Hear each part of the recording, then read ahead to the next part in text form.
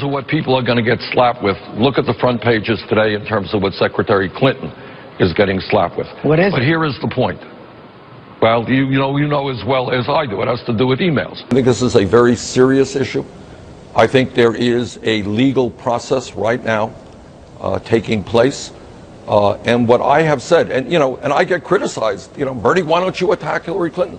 There is a legal process taking place. All right, folks, welcome back. 24 minutes away from the opening of the caucusing in Iowa. We are live and on the Malzberg panel. Jane Velez-Mitchell, founder of JaneUnchained.com, New York Times best-selling author of Addict Nation, An Intervention for America, and Tom Borelli, Ph.D., contributor to Conservative Review, conservativereview.com. All right, let me start with you, Tom. You just heard Bernie Sanders, and the polls out today, they're neck and neck in Iowa.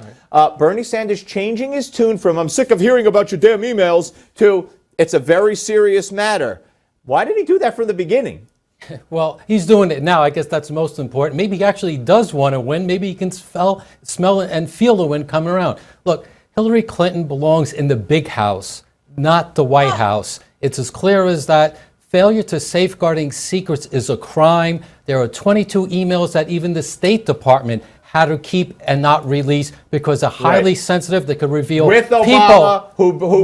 who Jane had previously said he found out in March of last year. He said he found out that Hillary used a private email when everybody else did through the media. Yet he emailed her, and it didn't say statedepartment.gov. He should have figured it out. Duh. This is a non-controversy. Of tens of thousands of emails she had, 22 are now being labeled. No, these are the latest ones. These are the latest ones. Nonsense. I mean, one of them is a New York Times article on drones. Oh, stop with the New York Times article. This is a political witch hunt. And let me make a prediction right now. Hillary Clinton is going to do a lot better than expected despite this unfair pummeling. And Donald Trump is going to do worse than expected. All right, well, I'll tell you what's unfair. What's unfair is revealing our spies overseas. That's what's unfair. I don't want to get lost in those weeds, although a key official said that the Clinton emails contained operational intel that did put lives at risk. But I want to get to, Jane, why you think Trump is going to lose and who's going to win.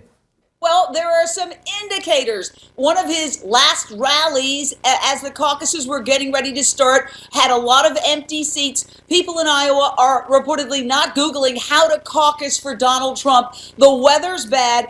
I think, he's a one-night stand you don't take home to mom. This is serious time, and I think the good, serious people of Iowa are going to get serious and stop this. All right, Tom, so Jane claims that he's a one-night stand despite having set records in his run up to this point. No, obviously, Mr. Trump has huge popular support by the polls. It will be interesting to see if his popularity translates to actual votes or Mrs. Cruz's ground game gets people over the line. It's a really interesting experiment, and we'll know soon. A lot of excitement.